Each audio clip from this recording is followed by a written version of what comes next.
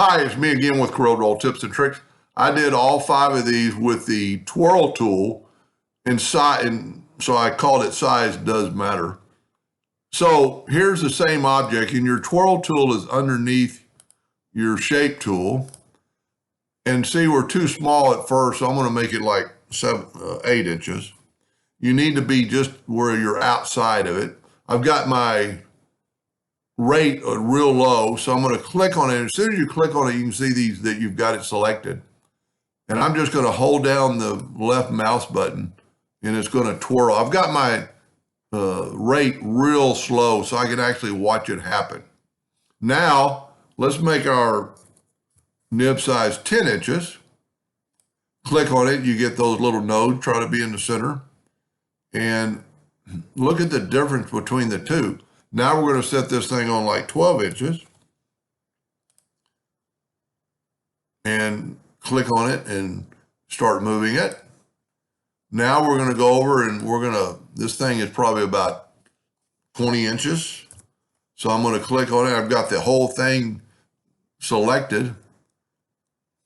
Now also what you can do, you can completely change it up.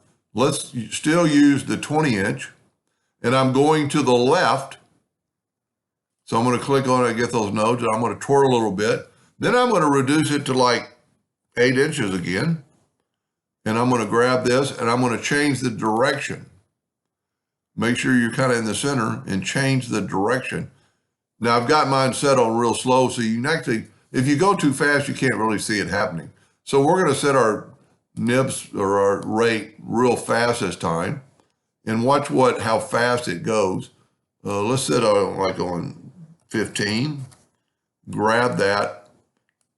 And I'm just barely touched the mouse and it did that. Now also, which I never do because you can't really control it. And maybe you could have, well, let's slow it down to 20.